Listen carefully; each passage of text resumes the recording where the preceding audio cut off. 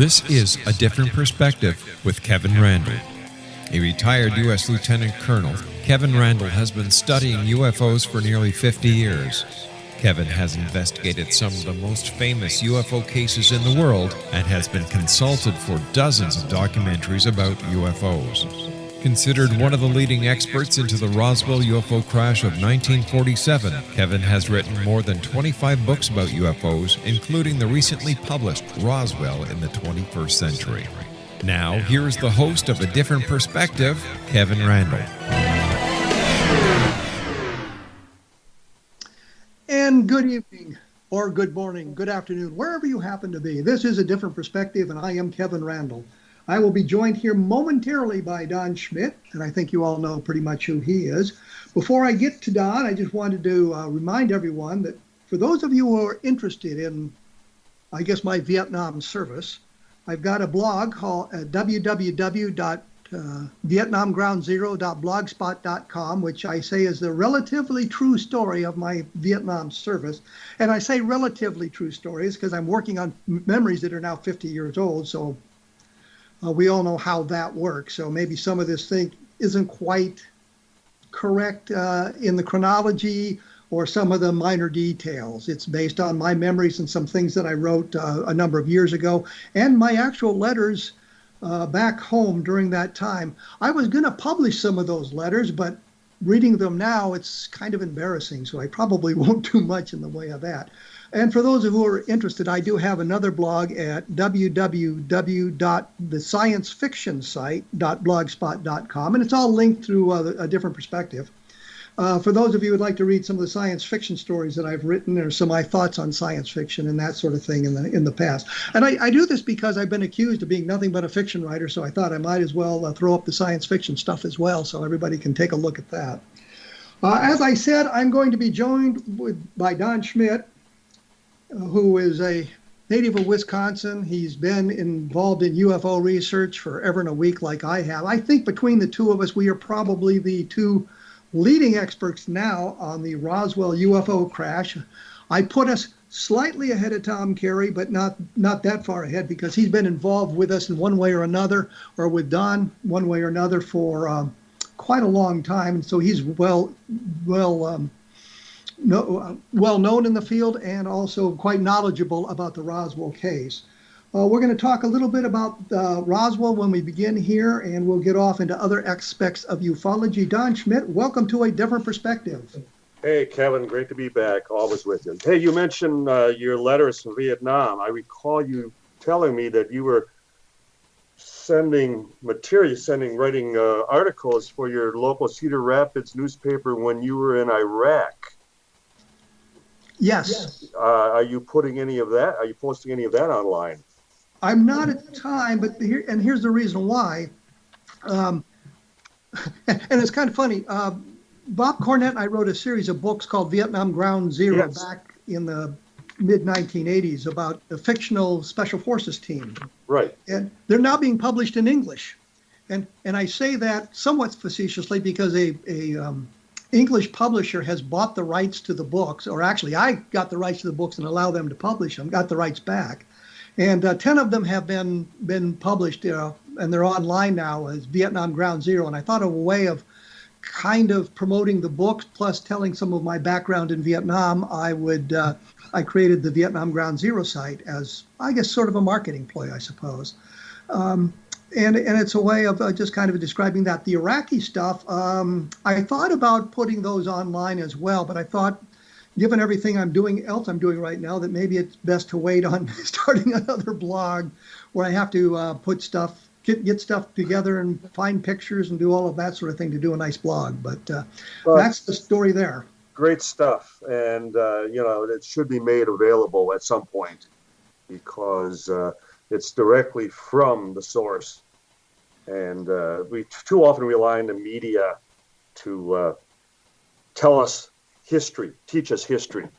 And we need to, have people in the field actually experiencing the situation. And in this case, who better than you? That's what I thought.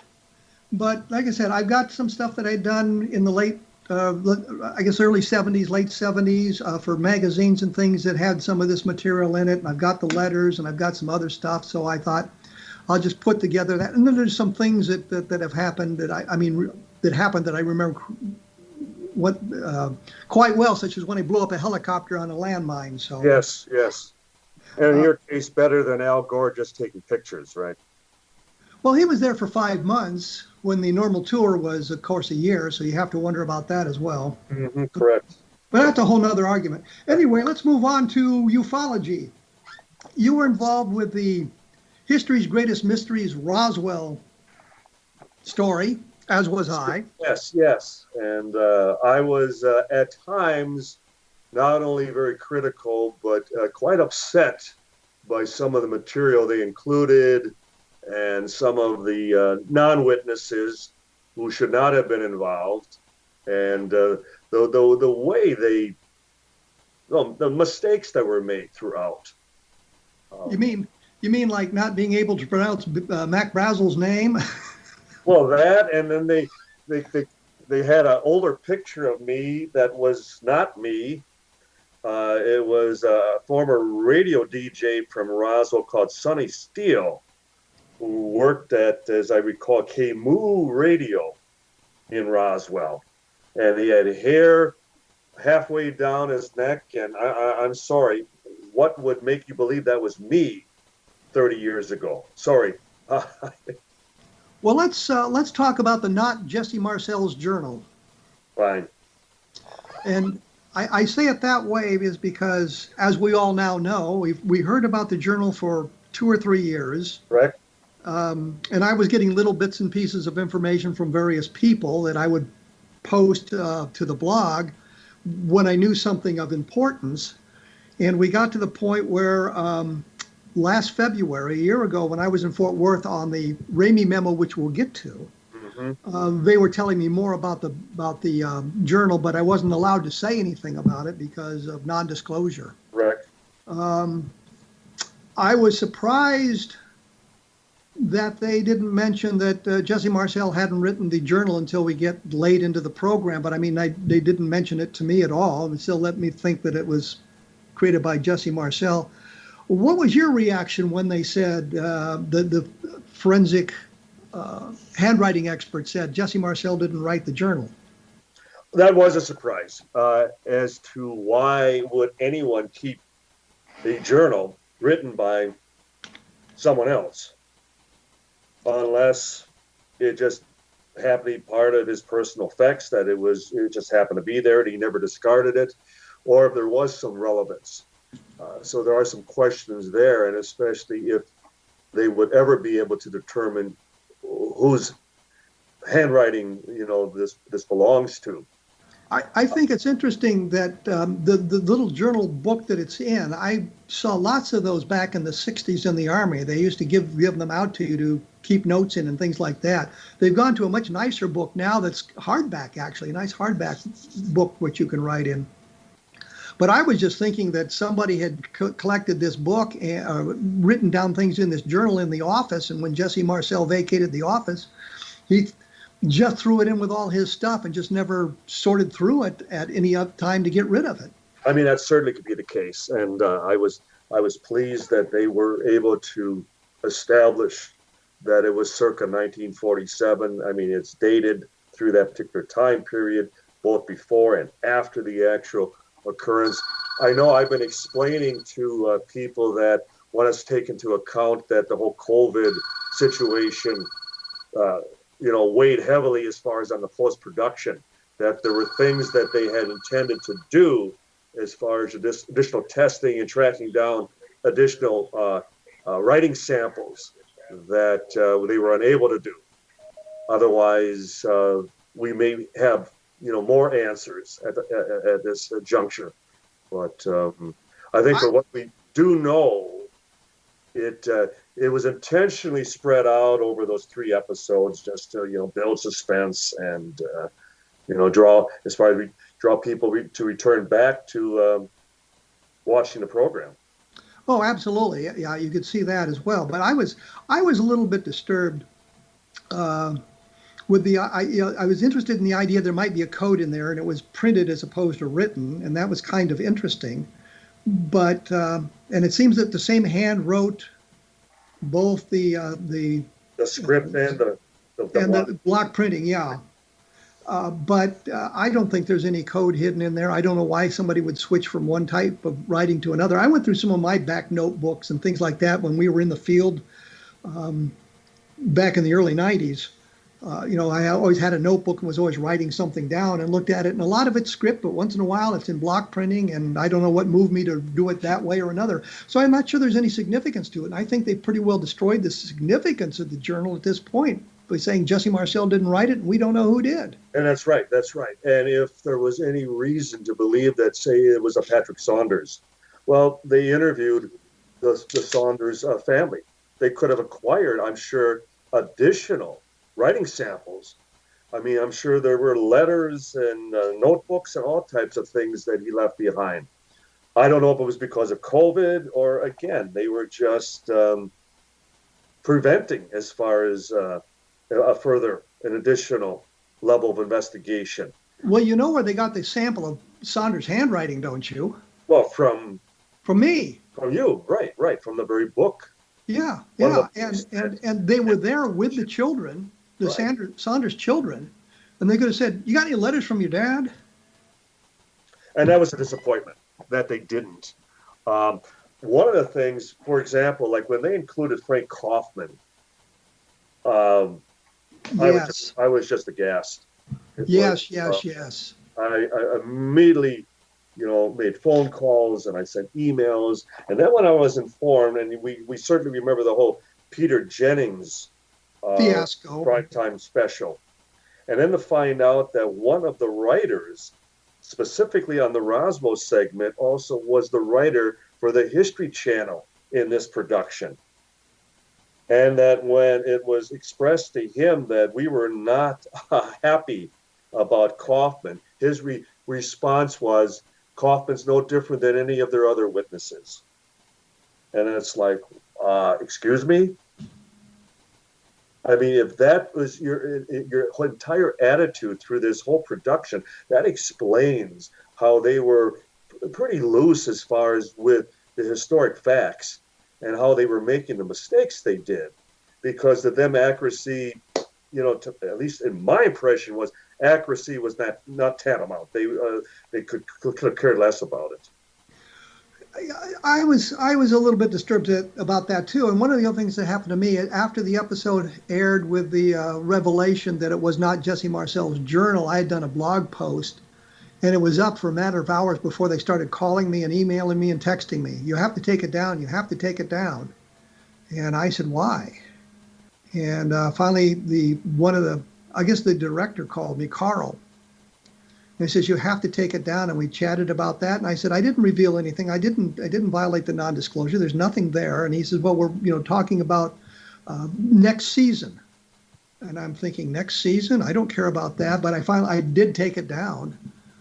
I told him I would take it down. I wasn't happy about it. And I didn't like the threat either, that you better take it down or else type thing because of non-disclosure. That's when they become lawyers. So even next season, I haven't heard anything about next season. I take it you haven't heard anything about next season. So they left a lot of doors open, but as far as the journal goes, no. I don't know how much further they could even approach this. Well, the other thing is we're going to talk about the Ramey memo in a minute, and there's information about that as well, because we didn't. Yes. That's what I was involved with specifically, was the Ramey memo. But we're going to have to take a break here for the obvious reasons. And I just wanted to thank everybody who's purchased a copy of the Best of Project Blue Book, because it's been up and down on the Amazon bestseller lists all the time. And if you enjoyed it, please rate it and write a review, and it helps to spread the word. Be sure to take a look at Encountering the Desert about Sephora and Roswell in the 21st Century. We will be back right after this with Don Schmitt, so please stick around.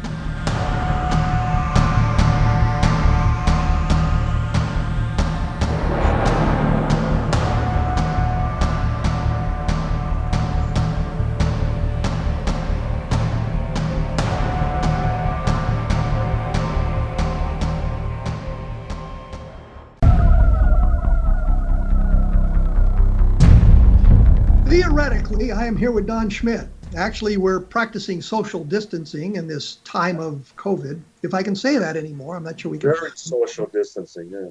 Yeah, we're not in the same Not in state. the same state, yeah. So anyway, we were talking about the Jesse Marcel Journal when we went away, and I think we've pretty well decided that there's really nothing relevant there at all. And there too, as we were talking earlier, as far as like utilizing AI, artificial intelligence, even for analyzing the Ramey memo, that I'm surprised that there are still linguists, cryptologists that do it the old-fashioned way, as opposed to letting a computer itself discern whether there are any, unusual techniques or qualities, or if there's any code as far as, that can be discerned from the verbiage within, certain text. Again, I think it was just intended for the drama of the episode, and the fill in the fact that, again, with COVID, that they had 6 hours to fill with probably 3 hours of original material they had filmed. Well, since you mentioned the Ramey memo, let's go there. Okay, why don't we go there? Last year, I got a call from the people, the producers, wanted me to go to Fort Worth, the special collections where the Ramey memo negative is being held. Correct. And my response was, you need to talk to David Rudiak. He's the guy you want to talk to. And apparently David Rudiak was unavailable.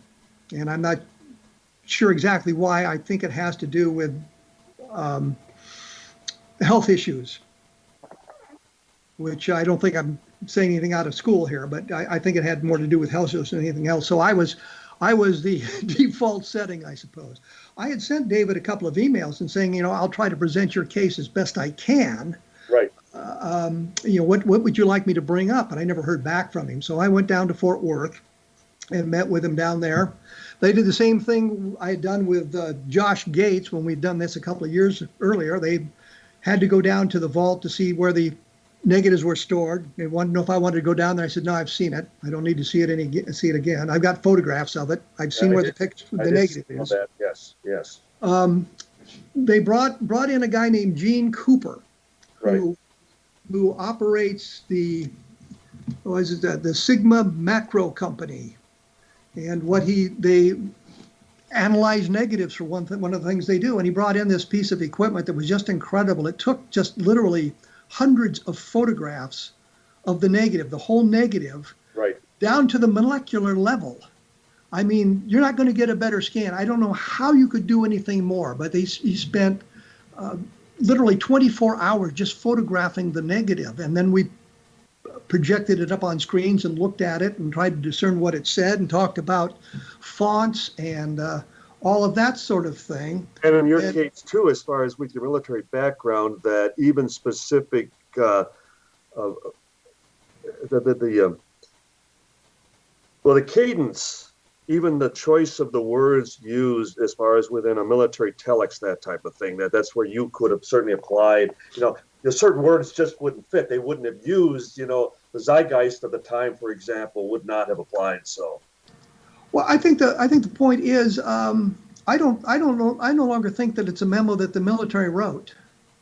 I think when J. Bon Johnson, he's the photographer from the Fort Worth Star-Telegram, and I'm saying this so that the audience knows who he is, right? Who was in Ramey's office. He took the picture with Ramey holding the document, and he said originally he'd brought the document in with him, and he'd given it to the general to look at. That's why the general had it in his hand. And then he said later he took it off the general's desk and handed it to him so he'd have something in his hand. But I think that from everything that I've seen now and everything that's gone on, and I know David Rudiak's going to be mad at me again for this, I think J. Bon Johnson brought it in, which makes it basically irrelevant. I mean, it's the telex that says, they found a flying disc, blah, blah, blah, but so what? It's not the military, it's the newspapers and the reporters communicating with one another about it. But the point is, we looked at the critical phrase, which is victims of the wreck. Victims of the wreck, correct. And I know David Rudiak went through and he counted the letters and he said, there's only so many words that begin with V that have this many letters in it and so on. When we were with Josh Gates, the expert they brought in suggested it said viewing of the wreck, which changes the meaning dramatically. Totally, yes. Which I think is important. to understand.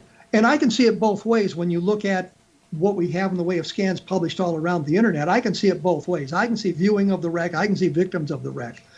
When Gene got done with his scan, we saw a different word there. And I think at this point, we're dealing with the degradation of the negative itself after so many years. We're dealing with the debris that it's picked up and the handling, even though they've been very careful about the handling of it. And all of that, I think that tends to obscure exactly what the message is. I think there's no doubt it relates to the Roswell case. I am not convinced it's a military document. And I know there were teletypes at the time that didn't do this, but the military teletypes mostly didn't use punctuation. It would say PD for period or CMA for comma. Right. I don't know what they would have said for semicolon. And there is punctuation in this document. For example, the use of the word disc, and in both cases they're in quotations. Yes, precisely. It's just more of an editorial comment as far as on the use of that word.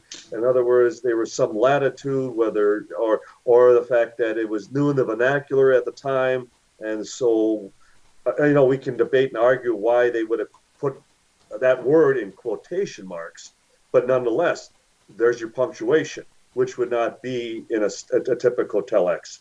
And I told David a long time ago, and I've said this to others as well, I was surprised at the lack of jargon that they were able to see in the message as they tried to decipher it.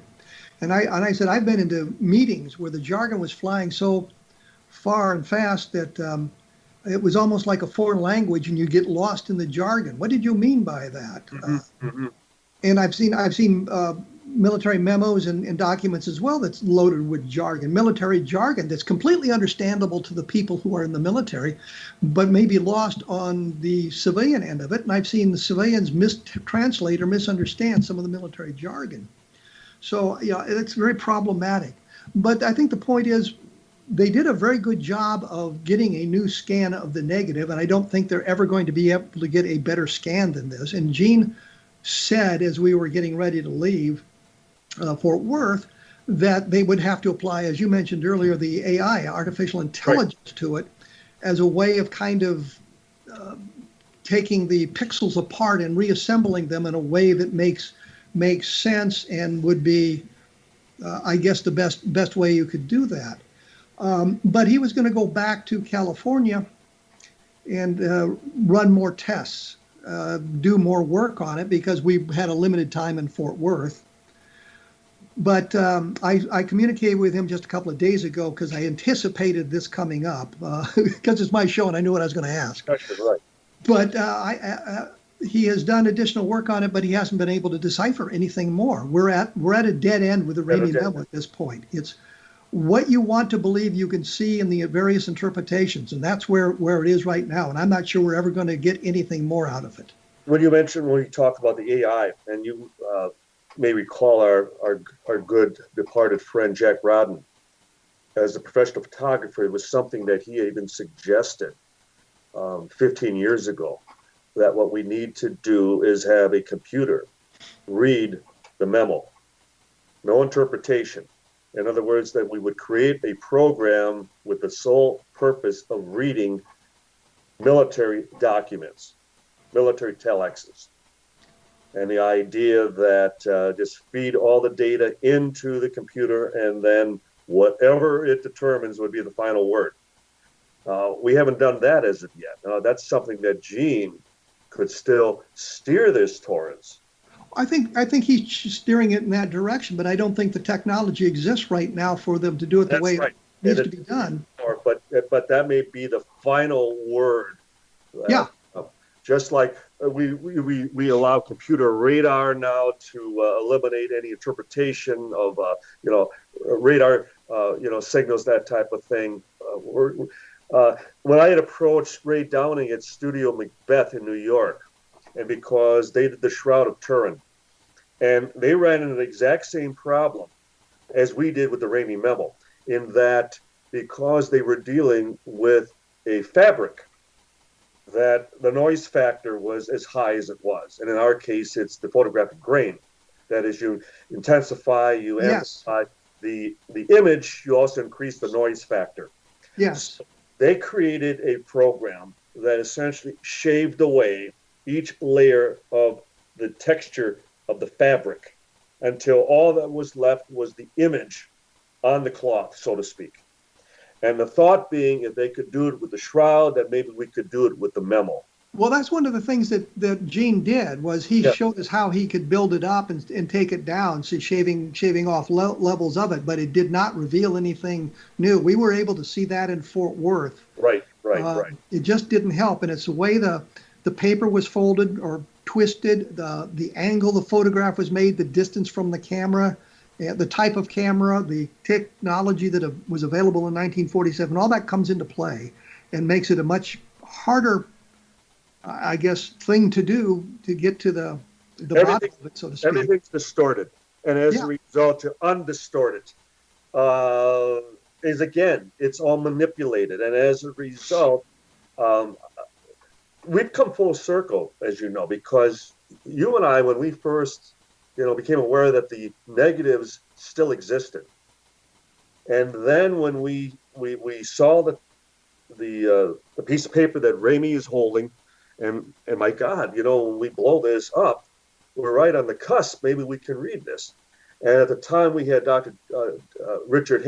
Dick Haynes, who was consulting with NASA at the time, and he was working at JPL. He did some computer enhancement, and he was able to bring out the word balloon. But that was it at the time.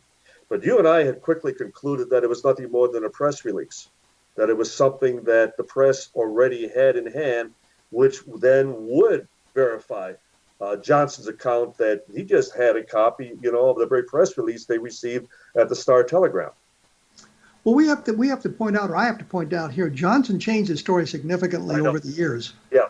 And for those of you who are unaware of it, when I first interviewed him, I got one set of facts, and I think it's the clean story as he remembered it.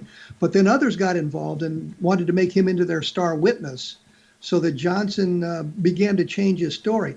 For example, when I first talked to him, he said that when he got to General Ramey's office, Ramey said it's all a weather balloon. There's nothing to it. It's that. And in the Fort Worth Star-Telegram story that he wrote that night, and he told me, I think on the tape, it's 7 times. In the story I wrote that night, the last paragraph says when General Ramey said all it was a weather balloon. Well, he described how he could smell the stench of the green rubber in the hallway before he got through. And then once he learned that he became a famous person with this, as the Roswell photographer, he changed his tale radically and said, well, General Ramey never told me that. It's in the story. It's what you told me.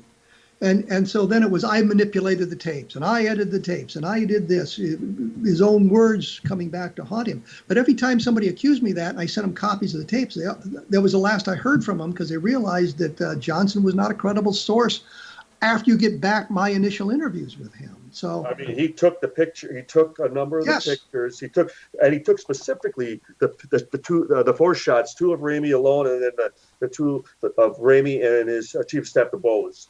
And he obviously took the 2 of Marcel as well, because they all looked pretty much the same. So he later denied he took the ones of Marcel.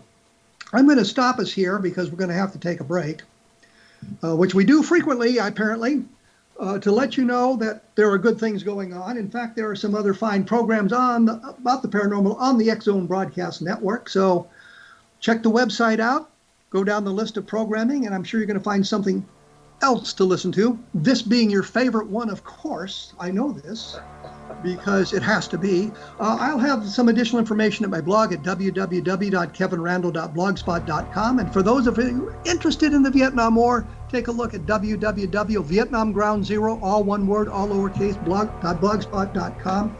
You are listening to a different perspective on the X-Zone Broadcast Network, and we will be back right after this, so please stick around.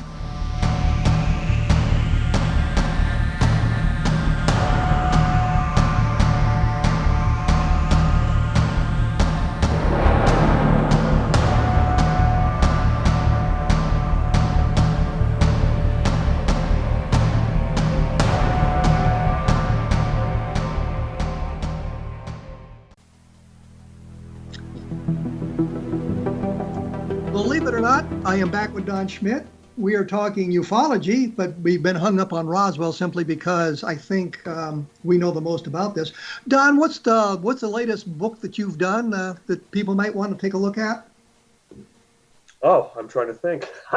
There's been so many. We just finished a book that Philip Mantle is going to be publishing out of England called Touched by Roswell. So it's a non-research account of just all the celebrity, all the politician, all the high-ranking military that we have encountered, been involved with, and been touched by, their curiosity of the case, their involvement, their being part of a festival at Roswell. Some of the people that have written forewords to some of the books, for example, and voiced, their opinions on the 1947 incident. So I had done a talk entitled Touched by Roswell a couple of years ago at festival, and it went over extremely well. So it right away kind of placed things in motion as to a lot of these anecdotes, a lot of these people that I'm sure most have no idea have ever expressed any interest in the subject, let alone Roswell. And so it was a fun book to put together. Well, what strikes me here is I'm often accused of creating a cottage industry with Roswell books, but you've taken it beyond cottage industry. You've now made it a full-blown vocation here. And luckily, I'm involved in local politics here in town. In fact, this evening, I'm attending a fundraiser for a senatorial candidate here in Wisconsin. I'm president of a professional choral group. And so I'm well grounded in that. I don't do UFOs 24/7. If I dabble in it a couple hours a day, that's about, and I remember our good friend Jerry Clark often saying that after every time he would attend a conference, he would be so burned out that he didn't want to even think about it for a week. I don't feel I've ever been to that, that burned out, but it's good to step away. And well, I will say that Philip Mantle does a very nice book, and he's the one that did my book, Best of Project Blue Book, and it's a very nice looking book, and it has a lot of information in it. I saw that, and I saw the one that he did with Calvin Parker. Yes. And I especially like the fact that you recall when we joke about our literary agent years ago, Sharon Jarvis, and that after she inherited very well, that she was no longer hungry. That was the term that I used, that you want someone that is hungry and is going to be out there plugging away because they have their heart and soul in it as well. And I believe that's the case with Philip. Yes, he does a very nice job, and he's out there looking for stuff all the time. And he heavily promotes, and I think that's yes. awesome. That was one of the reasons I wanted to do the Blue Book with him, is because he heavily promotes, and I think that's a good thing to do. So when we went away, I think we kind of finished with the Ramey memo. I think it's your opinion, and it's kind of my opinion as well, that the Ramey memo is really not going to lead us anywhere. We're done with it. It's all interpretation, and that's why I will continue pushing, though, that there would be an AI final determination, and then abide by that. Whatever, they create a program that can read it without human involvement. And I believe that should be the final word. Well, let's move on to one other part of the Roswell case. I really didn't mean to string it out quite this long, but that's the missing nurse Glenn Dennis tale. Yes. And they brought Glenn Dennis into the program on the History Channel as well. I was just as disappointed with that as I was Frank Kaufman. You and me both. Kaufman maybe a little bit more, but Glenn Dennis certainly didn't deserve any promotion as well. I am on the opinion that Glenn Dennis made up the missing nurse completely and totally. Tom said that in one of the books you guys had done, you revealed the name of the nurse. You'd found her. She had worked in a clinic in Roswell. Very low. There was a couple of nurses, one by the name of Brown, who worked at the Ballard Funeral Home, and then the other would have been Mary Lowe, who worked at St. Mary's Hospital in Roswell. Well, the problem I have with the civilians being involved, there's no need for them. In other words, the military had their own nurses. They didn't need to bring somebody out from outside in to take a look at the bodies or anything like that. And once we moved beyond the military nurses at the base, and I know that Vic Goyabek had looked at the nurses that worked in hospitals in the Roswell area, and he looked at I think the nuns who had some medical training and all of these sorts of things as well. Also at St. Mary's, yes. Yeah, so that it pretty well, he had pretty well established that there was no missing nurse that was involved in this at all, and that Glenn Dennis had made up the name and made up the nurse story. We were able to verify the idea that the nurse had been killed in a crash that killed 5 nurses. We were unable to verify. That happened, right. We were unable to verify the original name he gave us. And then when we said we can't find a nurse by that name, she doesn't exist, there never was a nurse, he said, well, I made it up. You guys wanted a name, so I gave you a name. I told you at the time it wasn't the right name. No, you didn't tell me that at all. So I think that pretty well killed his credibility. And we spent a great deal of time and effort and money trying to, establish the existence of a nurse by that name, even a person by that name, even a nun. I remember when we went up to Minneapolis, St. Paul, pretty much, this time of year, brutally cold, and checking out as far as one of the convents up there, and then as far as there was a retirement convent, because Glenn had also told us that it was his recollection that she was a native of the Minneapolis-St. Paul area, had considered going into the sisterhood. And we were just going through class pictures and anything by that name. And the hardest thing, and Glenn throwing a monkey wrench in the process by suggesting, well, she may have, gone on to become a nun once again. And we know that sisters, more times than not, they take on different names. They don't even use their surnames. And it was all intended to, distract us, divert us, and waste a lot of time looking for somebody who never existed. Well, the thing is, I remember talking to Glenn one day, and I've mentioned this before, and he was berating me for not finding his nurse. Can't you find your nurse? I gave you the name. Why can't you find your nurse? Proving again that he didn't tell us it wasn't the right name. And I said to him, well, I just called a guy named Robert Slusher. And Don, you actually got me the phone number. Yes. And I called him and I talked to him, and yeah, he'd been in the Army Air Forces in World War II. Right. But he'd been a major. Guy we're looking at was a enlisted man. I said, here's a guy named Robert Slusher. It's not the right guy. And Glenn says to me, oh, I know that guy. He lives over in Alamogordo. Right. And I called that guy up, and it was the right guy.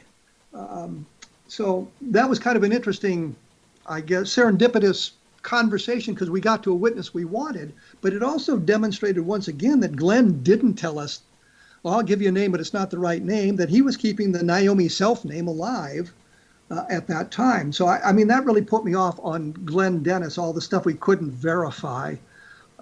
I know I think Tom still has some belief that he might be sharing some kind of truth with us. Well, we've had a number of witnesses, including a former police chief of Roswell, who did describe, and another witness was a deceased attorney, who did describe that Glenn informed them at that very time about the phone calls and the request for the child-sized caskets, where I totally, shut the door on Glenn as any trip to the base hospital, and any encounter with a red-haired captain and a black sergeant, that type of thing, and then the meeting with the nurse, as far as I'm concerned, never happened. See, Glenn, to me, is always, he's a classic example of these storytellers who just have no concept of investigation. They don't think you're going to actually, look into their story, that you're going to attempt to verify and corroborate with additional witnesses. And I think it really caught him by surprise. Like, you guys are actually looking into this? And it was like, well, yes, that's what we do. And then he's got to backtrack, and then he's throwing, other, monkey wrenches into the process, just trying to prevent us from exposing him for essentially making up the whole tale. Well, here's a question that I've often had. Why did he need child-sized caskets? What he needed was a hermetically sealable casket.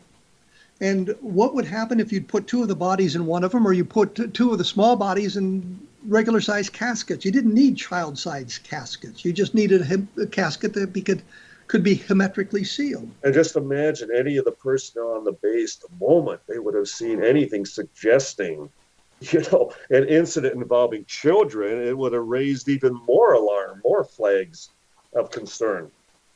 So, I mean, they would have had they wouldn't have had coffin, but they would have had coffin-sized boxes on the base at that time. Well, I think the really important point here is that people understand that we looked in depth at the stories we were being told. We were the ones that exposed, like Frank Kaufman. It wasn't the skeptics who didn't believe him because of the story he told, because they know there's no such thing as alien visitation. Stan Friedman didn't believe him just because, and I think you would agree, because he wasn't one of Stan's witnesses. Precisely. Precisely. Dismissed our work because it wasn't his. Yeah, precisely. But the thing we is, were the ones who exposed it. We were the ones who kept going back and raising new questions and asking for new documentation. Because the story's so big, we never gave up on these people. And once we got the information, I know that you, Mark Chesney and Mark Rodiger, actually got the critical paper, which was his separation paper from the Army, which we compared to the one he'd shown us, which was completely and totally bogus. Didn't want to reveal that immediately because of we wanted. I had immediately insisted that we would wait until his widow Juanita would pass away. Yes, and that was the point I was going to make. That the compassion of doing that. Right.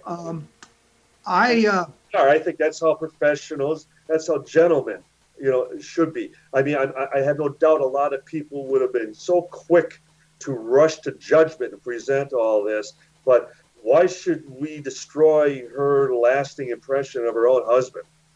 And she passed away, I think, 18 months or so after he did. A year and a half later, right. And immediately we did the story. Mark Rodiger and I put together the stories for the International UFO Reporter, Correct. Outlining all of this and the additional information that Mark had done, contacting one of the guys from the base at the time and said, no, I never wrote that document and things like that. So we were able to,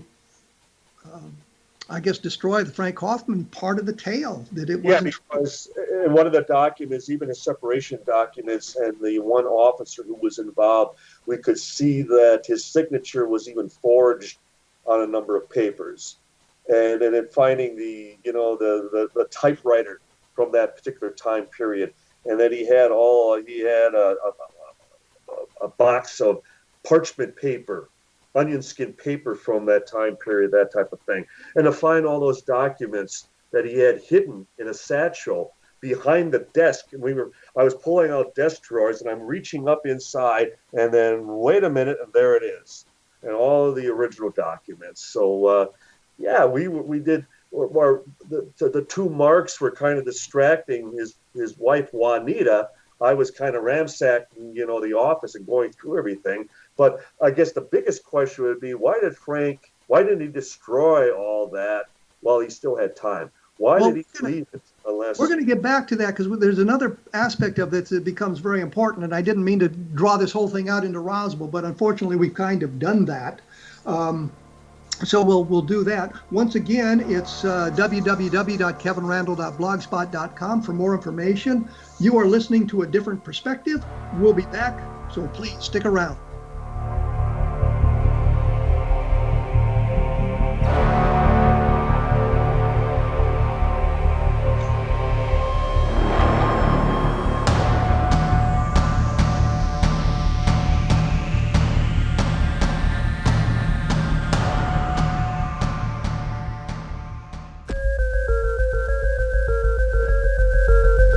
I am here with Don Schmitt, high atop the Chrysler Building in beautiful downtown Kewanee. I don't know what the hell I'm talking about here.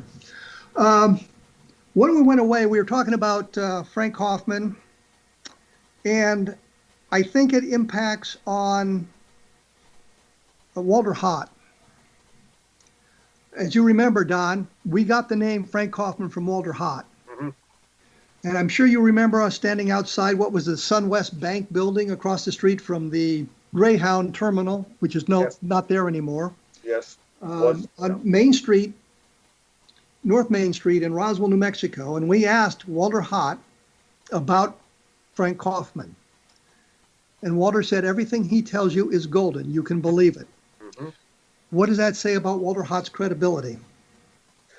Well, at the time, as you recall, we were pressing Walter for everybody and anybody he could recommend. And I think, and Frank Kaufman certainly was not one of the first, and he wasn't the last, but nonetheless, in looking back, Frank was, he was head of the Chamber of Commerce. Walter, in his own, with his art gallery, and even as an insurance salesman after he had left the service, staying in Roswell, native Chicago, he stays in Roswell.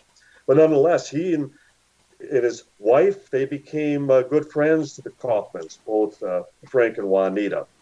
But not as far as my impression in every discussion I had with either Frank, Juanita, or Walter's family, including his wife, Pete, it had nothing to do with the base, nothing to do as far as it, because mainly for the fact, as it turns out, Frank was not an officer. There would have been little, if any, fraternizing as far as between the two on the base. And as a result... In 1947, there was a great schism between the officer ranks and the enlisted ranks. Right. And especially the lower grade. I think when you get into the upper grades of the NCOs and you get into the upper grades of the officers, they kind of respected one another quite a bit for the jobs they did. But you had to be very careful in your socialization at the time, because there was like an officers club, an NCO club, an enlisted man's club. And now there's only just one big club. And that's exactly, what I garnered as far as from looking into why, the Hauts even associated with the Kaufmans after the fact. And my total impression is that it had nothing to do with the Roswell Army Airfield, had nothing to do with a shared experience or knowledge of what had transpired in July of 47, that it was strictly Chamber of Commerce. It was strictly business, and then which grew into more of a social, as far as association, as far as they became friends in that regard. Walter's story that he overhears Kaufman speaking in the bar at one of the reunions, talking about 47, that type of thing. Walter would explain that was the first time that he had any idea that Kaufman had any such knowledge. I think he was throwing us a bone, Kevin.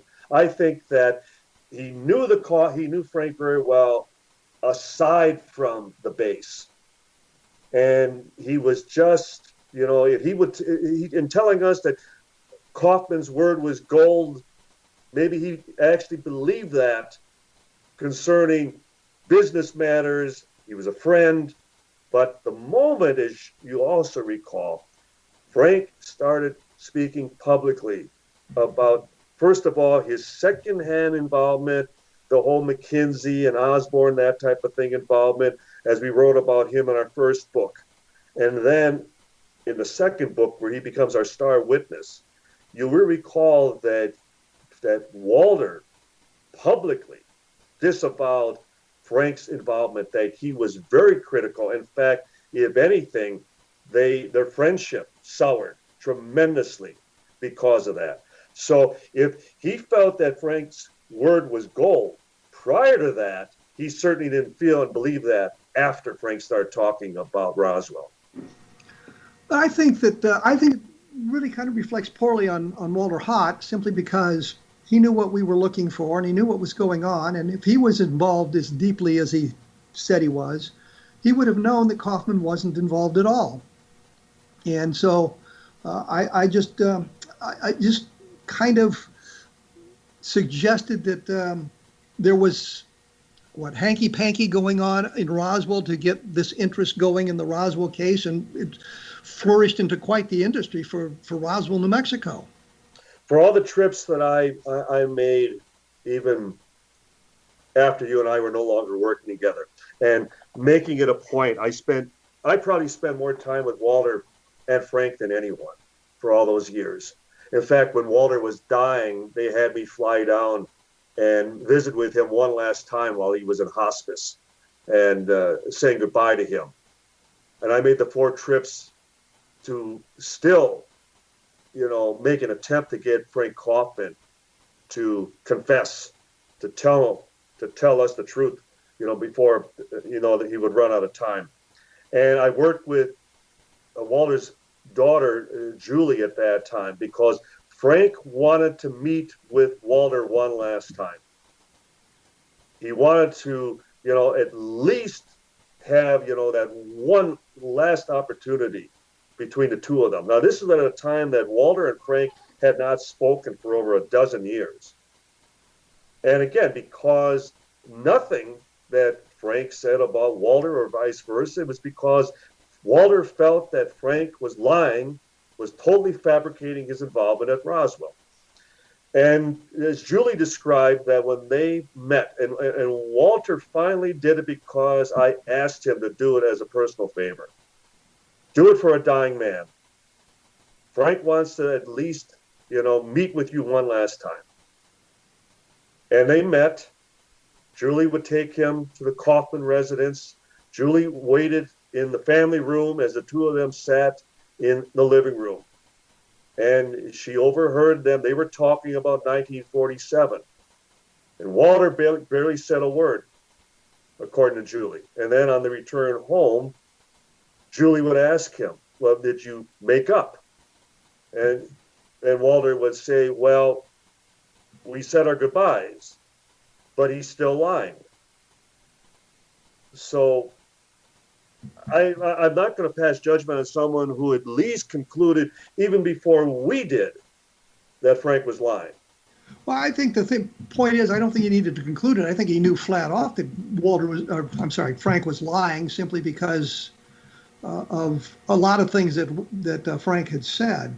But I just think it harms Walter Haught's reputation because we got to Frank Kaufman because of Walter Haught, and he told us that Frank was golden. And I met with Walter, as you know, a number of times when you weren't there, and talked to him about these things, and he never gave me a hint that Frank wasn't to be trusted in what he was having to say. And I thought that harmed Walter's reputation. And so, I mean, I can understand when you look at the totality of the Roswell case now and the number of witnesses that have blown up, mm-hmm. whether it's Frank Kaufman or Glenn Dennis or Gerald Anderson for that matter. Though we both would say that he was never a witness, and he certainly was never one of our witnesses. Well, no, I mean, forget Gerald Anderson, but I mean, just another witness who was injected himself into the Roswell case in some aspect of it, who wasn't being honest about what he had to say. There was Rick Tungate, and I got him from Walter as well. Yes. And Tungate told me, I don't think he knew you could do this. He told me he worked in Korea with this guy who was a general, and he'd been a squadron commander or a group commander during the Korean War. I found an order of battle that listed every commanding officer for Air Force units in Korea, and the guy's name wasn't there. So I don't think they knew that kind of information existed in the pre-internet days. I was in the library going through books and just stumbled on that. So who did Tungate's story tend to corroborate? But Frank Kaufman. Yes, but I think that was unintentional. I think that was just a coincidence. Though you will recall that the first time that Frank, and I was in the car with him when he drove me north on 285 to the McKnight Ranch. And we were in the eastern part of the China Draw that time. So it was the Hub Corn site. And I returned back and we met at the hotel, and we were to meet with Tungate that afternoon. And Yes. by the time we got back, we had a message from Frank that he had not gone, we had not gone far enough west, that it wasn't the McKnight Ranch, it was the Corn Ranch. So it was, Yes. to me, my impression was that Tungate had called Frank, told him it was further west, and that's what Frank then had to agree with. I don't know if they even knew one another, but you could be right on that. Well, I would suggest that the head of the Chamber of Commerce knew most everybody who was a business person in town at that time. Well, that would be true. Listen, Don, we're going to have to cut it off right now because we're running out of time. Well, it's great to reminisce, and it's great to even debate and, kind of wrestle between even the old information. Because, Absolutely. But I think we didn't touch on a lot of topics, and we wanted to get more into ufology. So you'll be back next week, and we won't talk about Roswell at all. No, promise. We'll talk about electromagnetic effects. We'll talk about abductions. We'll talk about where research is going today. We can get into a lot of different topics. A lot of UFO news happening, and so we'll touch on all of it. Yes, yes. And your latest book, once again, is? Oh, I have to look. Give us the name of any book. Roswell, the Ultimate Cold Case. There you go. And I think that describes the nurses and all of that stuff as well. Anyway, Don, thanks so much for taking time today. We will meet again next week. We will social distance as required by law, I think, and do that thing, and we'll talk about something other than Roswell. Thank you so much, Don. Appreciate your time. Good, Kevin. Always great. Take Good care. talking to you too, sir. As I said, we'll be back next week with Don, and we'll talk about ufology and that sort of thing. And I think the other thing, I talked to Abraham Loeb. He's the scientist that talked about the alien artifact floating through the solar system, and we interviewed him on this program. And he mentioned something about UFO research without the people involved, just basic instrument observations. And I'll have much more on this later on. But I think the important point is there is a way of doing it where we can have 4 chains of evidence if we can set it up right. And the MADAR system, which is this magnetic detector that will, it detects magnetic anomalies, suggesting there's something in the area. And if we can get people around each of these nodes to agree to it, you'll call somebody and say, it's gone off, it's in this direction. If we can get photographs of it, we've got a second chain of evidence. The eyewitness testimony would be a third chain of evidence, and maybe some radar trackings for a 4th chain of evidence. So we'd have a case built on 4 chains of evidence. It would be very hard to refute. And as I say, I'm going to do more about this later on. So take a look at the blog in upcoming weeks, and you'll see this at www.kevinrandle.blogspot.com. And in the coming weeks, we'll be talking about other aspects of the UFO phenomenon. We're going to look deeper into triangular UFOs with the expert on that. And I've got some other interesting guests coming up in the future for us. So be aware of that. Once again, I just want to direct more people to the Vietnam Ground Zero blog, simply because I think the stories are interesting. Well, they're interesting to me because I was there.